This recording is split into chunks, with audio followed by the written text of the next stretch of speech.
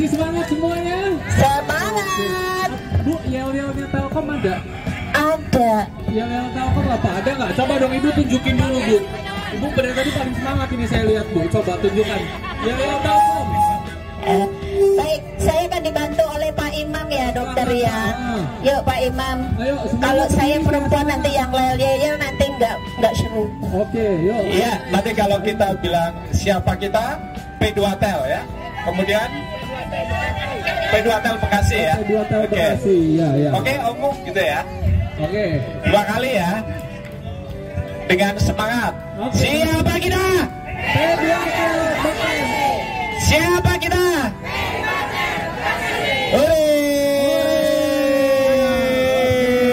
Terima kasih. Oke, Ibu, Bapak-bapak, terima kasih. Perkenalkan saya dengan Dokter Christian Syukur bagian penyakit dalam. Biasa dipanggil Dokter Syukur ya. Iya, Bu, selamat pagi semuanya. Ya, Bu, bersyukur alhamdulillah ya. Oke, Bu, Pak, saya cuman sharing singkat aja. Siapa yang di sini pernah yang udah pernah dengar sakit GERD itu apa? GERD oh, belum? Ada yang pernah ngeluh sakit nyeri ulu hati begitu ada nggak? Oh jarang, pada sehat-sehat semua ini orang Telkom ini. Oh bagus iya. Tapi ada nggak yang pernah angkat tangan ya yang sakit perut atau yang pernah dibilang dokternya sakit GERD sama dokter Marisa sakit GERD gitu misalnya? Ada nggak? Nggak ada. Oh sehat semua dok. Oh saya salah judul berarti jarang ada yang sakit GERD. Oh ibu silakan berdiri Bu. Siapa namanya ibu? Oh kakinya sakit ya. Dengan ibu siapa? Ibu siapa? Basrida. Oh dia dengan Ibu Basrida ya. Ibu Basrida katanya pernah nyeri ulu hati ya. Nah saya cerita sedikit aja. Jadi nyeri ulu hati itu paling sering, bukan paling sering juga, salah satu penyebabnya bisa karena GERD. GERD itu namanya gastroesophageal reflux disease. Jadi isi makanan secara definisi, jadi isi makanannya naik ke atas lambung, kita akan sering gitu bertahap, dada seperti rasa terbakar, seperti mau muntah, seperti itu ya. Paling faktor resikonya ini pasti bapak-bapak yang banyak. Siapa yang tidak merokok angkat tangan? Ini yang tidak merokok segini banyak? Oh ngaku kali Pak, masa? Yang nggak merokok segini banyak? Oh sehat-sehat pegawai Telkom, tepuk tangan dong buat pegawai Telkom. Oke, ya bagus. Oh pensiunan pegawai Telkom, iya. Nah, jadi apa? Susah merokok. Pensiunnya banyak apa Telkom Pak? Amin ya. Nah, jadi salah satu faktor resiko GERD kalau pada pria itu adalah merokok. Nah, kedua secara umum kalau pria dan wanita banyak makan junk food, banyak makan fast food yang digoreng-goreng, makan pedas itu bisa. Nah sama yang paling sering adalah kalau misalnya. Yuk Pak Imam, kalau saya perempuan nanti yang yel-yel nanti nggak seru. Oke, yuk. Iya, nanti kalau kita bilang siapa kita, P2Tel ya. Kemudian P2Tel Bekasi ya. P2Tel Oke. Bekasi, ya. Oke, omong gitu ya. Oke. 2 kali ya. Dengan semangat. Siapa kita? Siapa kita?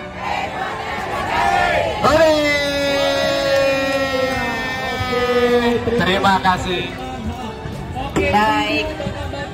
terima kasih. Perkenalkan saya dengan Dokter Christian Syukur bagian penyakit dalam. Biasa dipanggil Dokter Syukur. Dokter Syukur. Bu, selamat pagi semuanya. Ya, Bu. Pagi. Bersyukur alhamdulillah ya.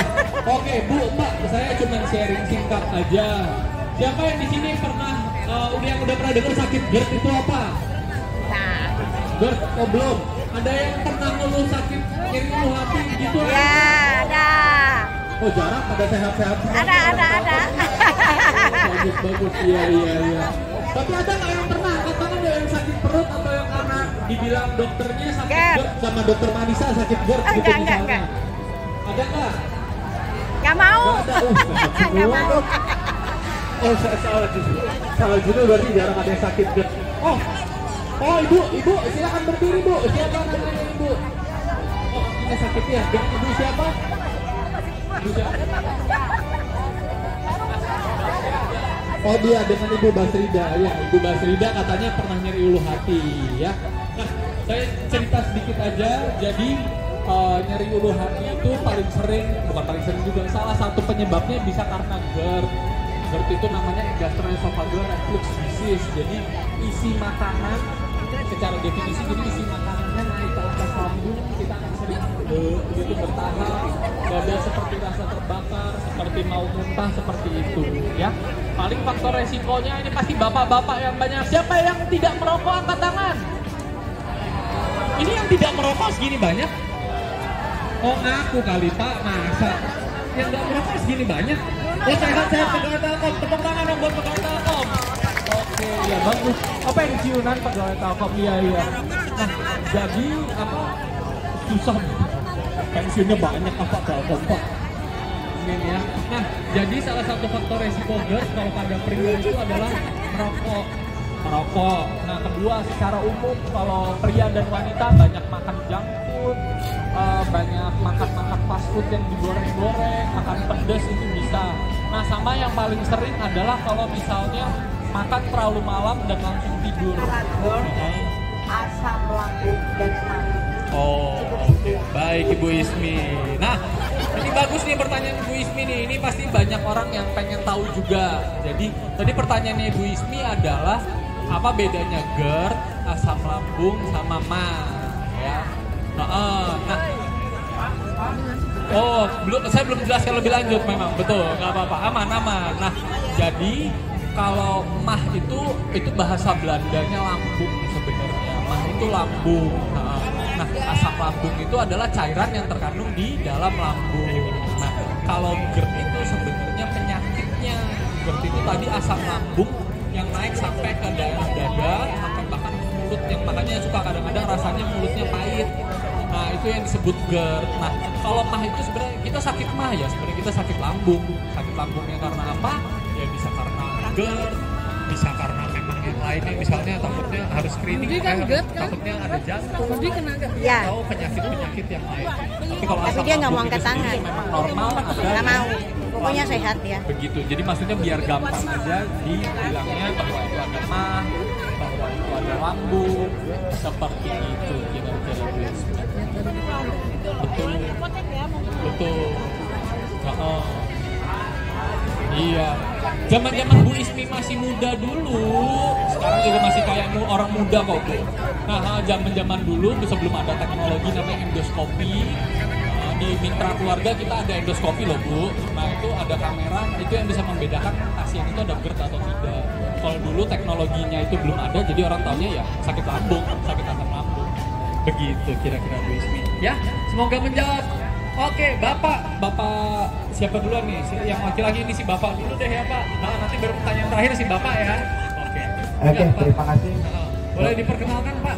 Ya. Bapak siapa? Nama saya Imam Sanyoto. Oh, Bapak Imam Sanyoto. Udah terkenal ini Pak Imam, dari tadi disebut-sebut terus ini Pak. Umur 36 tahun. Plus berapa Pak?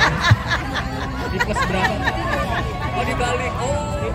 Apa? Ya, yang saya tanyakan, ini kadang-kadang GERD itu katanya bisa ke jantung. Gimana itu Dok? Bisa penjelasannya. Kadang-kadang GERD tapi bisa naik ke jantung. Makasih. Baik, oke Pak Imam, terima kasih atas pertanyaannya. Nah ini sering ditanyakan dan memang perlu menjadi perhatian, terutama kaum bapak-bapak. Ya, kalau soalnya faktor resiko pada pria yang sakit jantung itu lebih banyak daripada ibu-ibu. Walaupun padahal ibu-ibu lebih sering marah-marah kan Pak daripada bapak-bapak.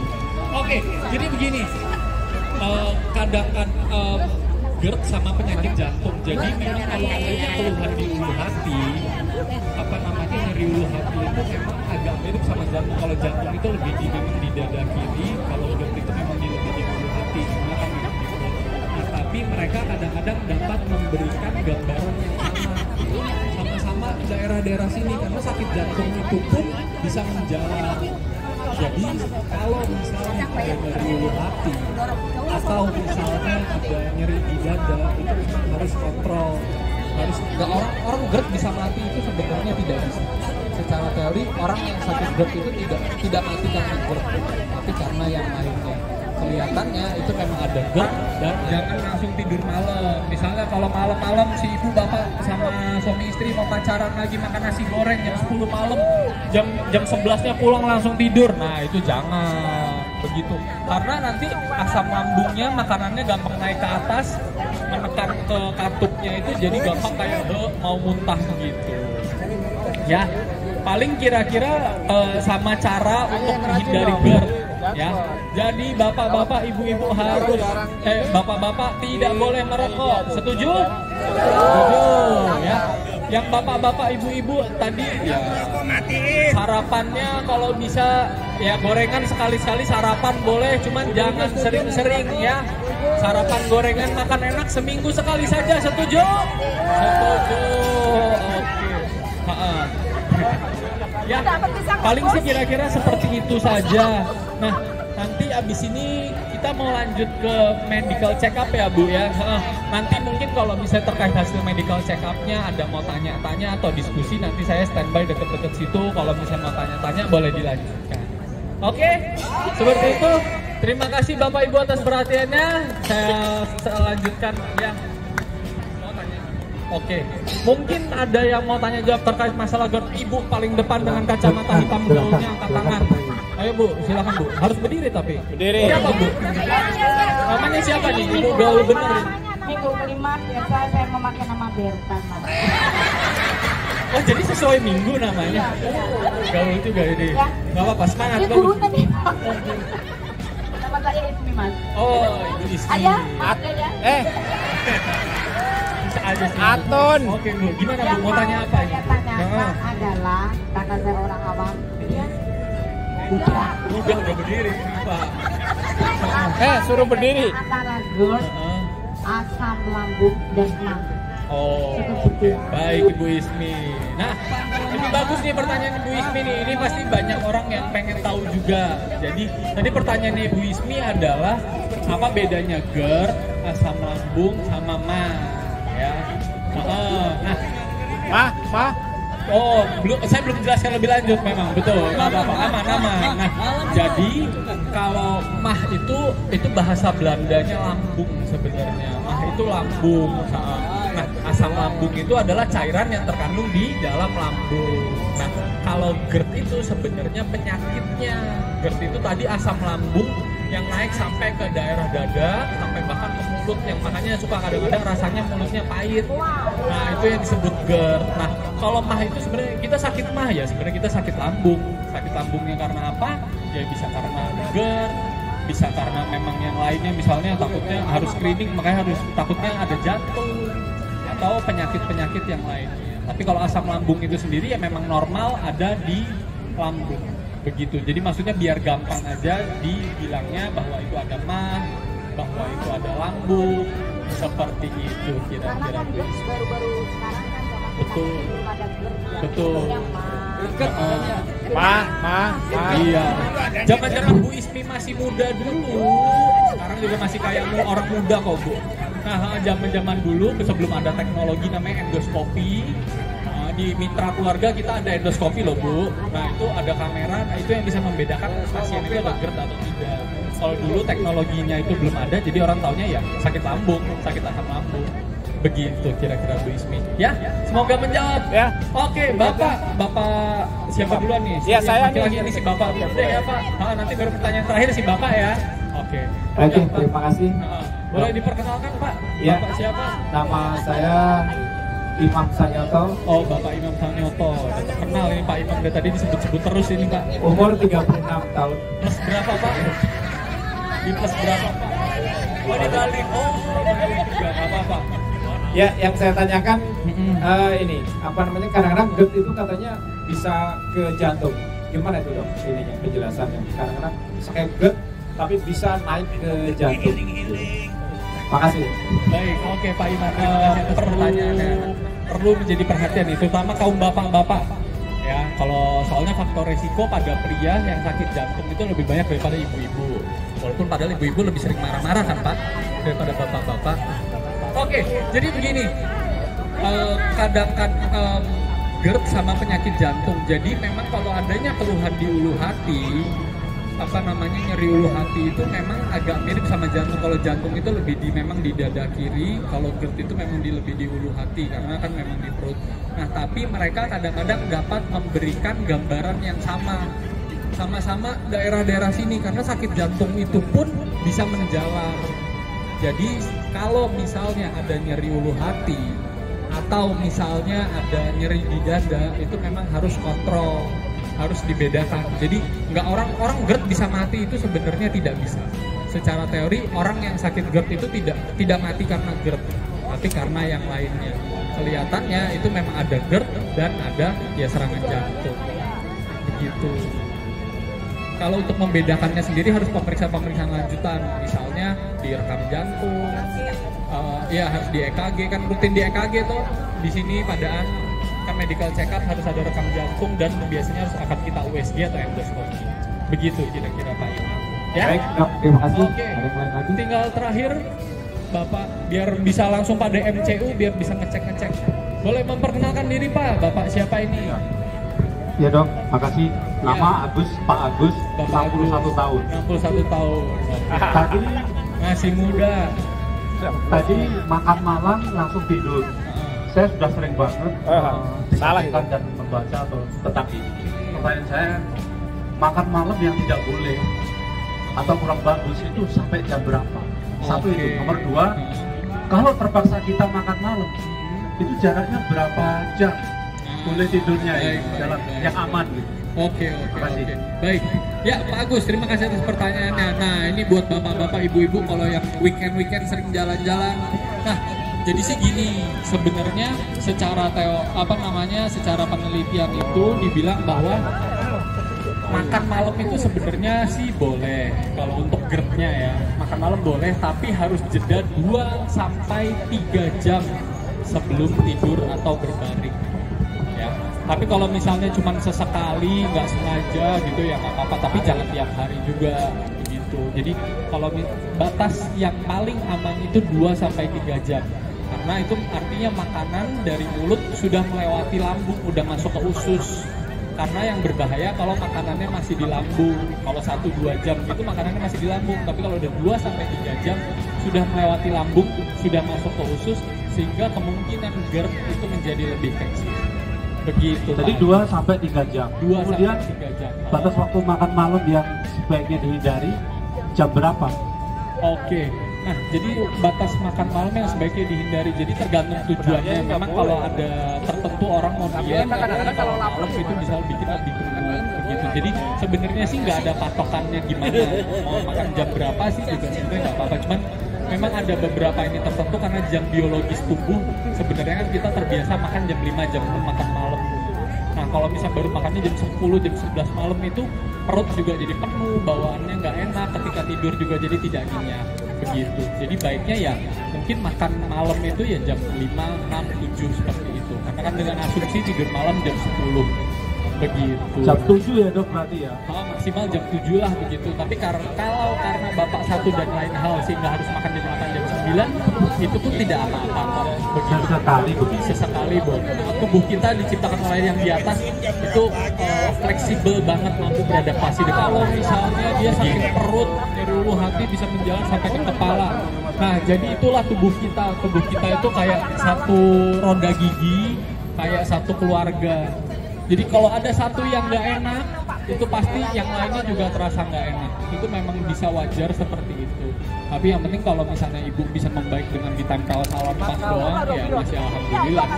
Cuma nanti baiknya kalau misalnya memang sudah berulang ada tanda-tanda bahaya seperti berat badan turun, ada diare, nggak bisa makan, itu harus Kurang keras, Pak. Nah ini pertanyaannya mantap sekali ini. Siapa yang nggak ngopi di sini? Enggak. Pasti. Saya. Siapa yang nggak ngopi? Oh sekarang udah nggak ngopi. Nggak, di sini nggak ngopi Pak. Di rumah ngopi ya. Oh. Oke, tadi pertanyaannya bagus. Apa hubungannya ngopi dengan GERD? Ya. Oke. Jadi gini sebenarnya kopi itu sebenarnya sifatnya asam. Nah sehingga ada beberapa orang tertentu yang kalau misal minum kopi dia asam, dia akan meningkatkan asam lambung jadinya mual. Sebenarnya seperti itu.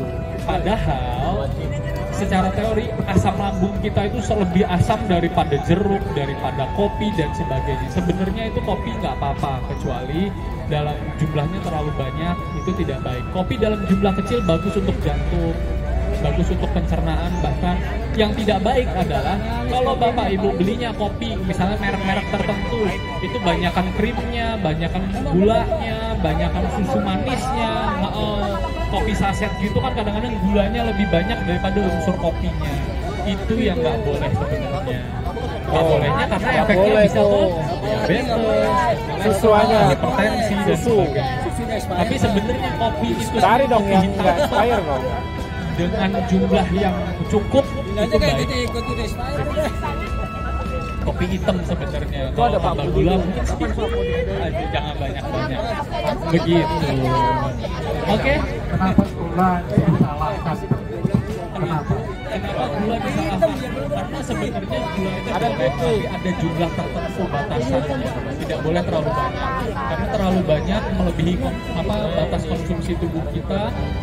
Nanti pankreasnya yang menghasilkan insulinnya nggak kuat, nanti yang ada gulanya tinggi-tinggi, jadilah penyakit.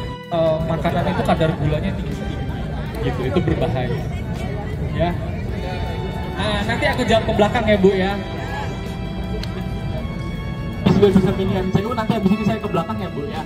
Kira-kira seperti itu. Terima kasih banyak atas perhatiannya. Nanti kalau misalnya mau tanya-tanya habis MCU nanti boleh ketemu lagi. Oke? Oke, terima kasih Bapak Ibu. Terima kasih.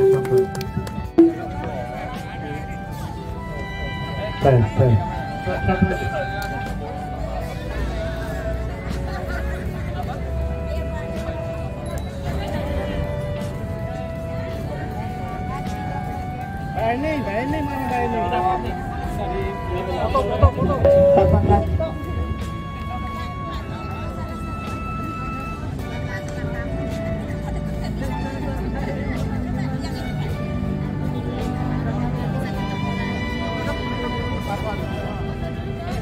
Saya foto bersama, tapi foto mau.